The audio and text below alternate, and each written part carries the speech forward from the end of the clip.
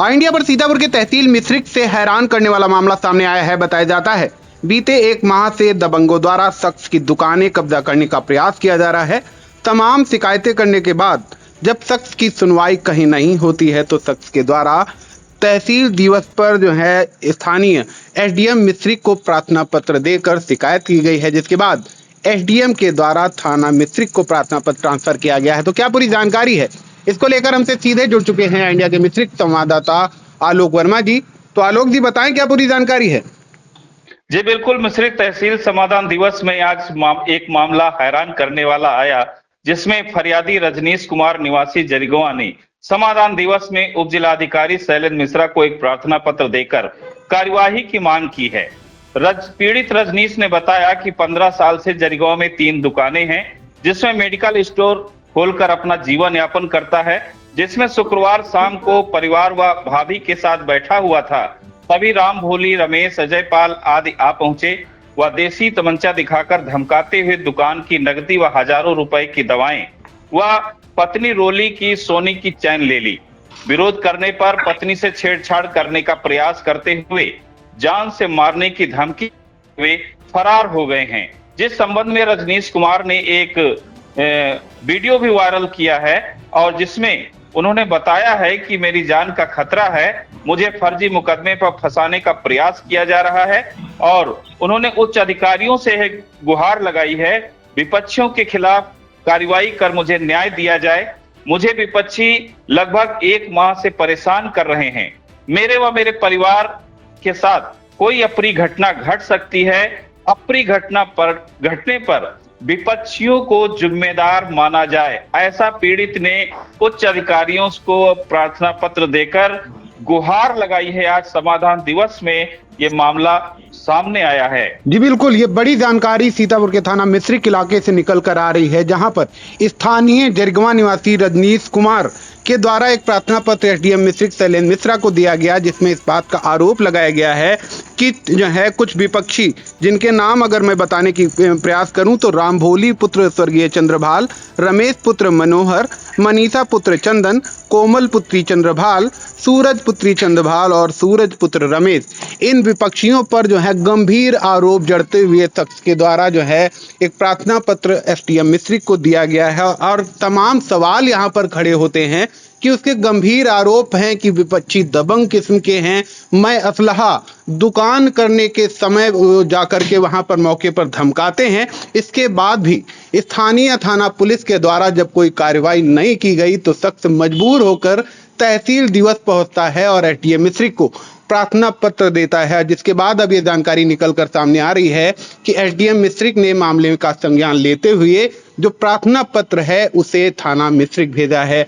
मामले में पीड़ित शख्स की बाइट भी हमारे पास आई है, तो सबसे पहले हम अपने दर्शकों को वह सुनवाते हैं।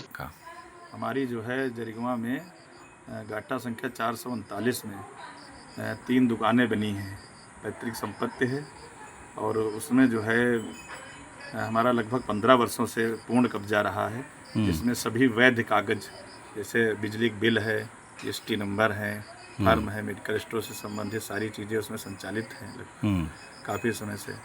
लेकिन पिछले कुछ 1 महीने से लगभग जो है हमारे विपक्षी लोग हमारी दुकानों पे ज़बरदस्ती कब्जा करके जो है हमको बहुत परेशान कर रहे हैं। कौन कौन है विपक्षी? विपक्षी लोग एक रमेश हैं, रमेश सनाफ मनोहर, दूसरे जो है सूरज सनाफ रमेश और तीसरे एक राम भोली हैं, स्वर्गीय चंद्रभाल, और उनकी बेटी है मनीषा, वाइफ ऑफ चंदन, और एक उनकी तीसरी बेटी है कोमल सनाफ चंद्रभाल। तो और एक अजय पाल करके भारतीय किसान यूनियन संघर्ष मोर्चा का नेता है, जो यही मुख्य आरोपी है, इस प्रकरण का पूरा मास्टरमाइंड है।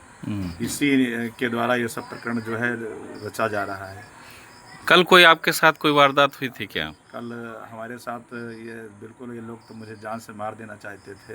मैं अपनी दुकान पे अपने परिवार के साथ गया हुआ था और परिवार के साथ बैठा था, तो अचानक से ये सब आ गए, तो हमला और हो गए, तमंचे लेकर के आए थे और एकदम से जो हमारे पास पैसा ऐसा रखा था वो छीन लिया और पत्नी हमारी चैन छीन ली उसके साथ में जो है दवाइयों में तोड़ फोड़ की जो कुछ उठा पाए उठा ले गए, और ये कहा कि ये दुकानें खाली करके नहीं जाओगे तो आने नहीं देंगे और तुम्हारे साथ जो है वो मार ही डालेंगे, आ नहीं पाओगे यहाँ सीतापुर से आकर के।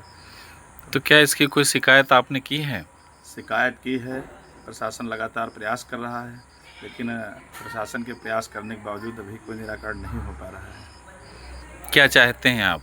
हम ये चाहते हैं कि हम इस मामले का जो है जल्दी प्रशासन निराकरण करे और पुलिस हमको जो है इन पर दंडात्मक कार्रवाई करके जो है हमारे परिवार को सुरक्षा दे। अन्यथा ये आज हमारी पत्नी छेड़छाड़ करने के प्रयास किए हैं, छेड़छाड़ किए भी हैं, लेकिन अगर मान लीजिए आगे हमारे परिवार के साथ, हमारे बच्चों या हमारे भाइयों के साथ, भाभी जिन लोगों के साथ में थे, इनके साथ अगर कोई घटना होती है किसी प्रकार से, तो इसके जिम्मेदार यही लोग होंगे और मुझे सुरक्षा भी दी जाए इसके साथ में। और अगर प्रयास करेंगे कि किसी प्रकार के झूठे मुकदमे में इनको फंसा करके हम जेल भिजवा पाएँ, निरंतर इस बात के प्रयास में हैं ताकि इनकी दुकानों को जो है ये जेल चले जाएं और इनकी दुकानों को हम पूर्ण रूप से कब्जा कर लें। यहाँ कोई कहने वाला झूठे मुकदमे कौन लिखाना चाहता है? झूठे मुकदमे लिखाना चाहती हैं, जैसे ये मुख्य रूप से जो है ये राम भोली, मनीषा, कोमल और ये जयपाल, ये ज़्यादा मुख्य भूमिका में जो हैं। बाकी पीछे से सपोर्ट ये सब करते हैं। बिल्कुल ये एक पूरा ग्रुप बना करके जो है हमको पति पत्नी पीड़ित किए हुए हैं।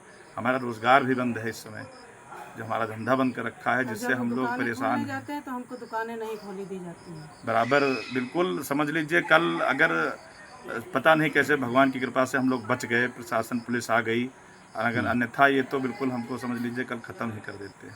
और अब बराबर ये कह रहे हैं कि अगर कल आओगे तो कल मारेंगे। ज़बरदस्ती जो है वहाँ पे हमको आने देने में जो है लड़ने के बराबर प्रयास करते हैं। तो आप देख सकते हैं कि पीड़ित शख्स के जो है गंभीर आरोप है, इसके बाद जिसका मामले में जो है एसडीएम मिश्रिक ने संज्ञान लिया है। तो आलोक जी, हम आपसे जानकारी चाहेंगे कि क्या आपकी एसडीएम मिश्रिक से कोई बातचीत हुई है इस मामले में? जी बिल्कुल, उप जिलाधिकारी मिश्रिक शैलेंद्र कुमार मिश्रा से बात हुई है। उन्होंने कहा कि मामला संज्ञान में है और कोतवाली मिश्रिक को निर्देशित किया जा रहा है और बिल्कुल कार्रवाई सख्त की जाएगी। बिल्कुल, जब जो है स्थानीय उच्चाधिकारियों के सामने मामला पहुंचता है, वो मामले को गंभीरता से लेते हुए स्थानीय मातहतों को जो है फिलहाल प्रार्थना पत्र ट्रांसफर किया गया। अब देखना होगा कि इस मामले में आगे क्या कार्रवाई होती है। फिलहाल इंडिया की नजर इन मामलों में बनी हुई है। जैसे ही अगली कोई अपडेट हमारे पास आती है, हम अपने दर्शकों को सबसे पहले व सबसे सटीक पहुंचाएंगे। तो इन तमाम जानकारियों के लिए आलोक जी आपका बहुत बहुत धन्यवाद।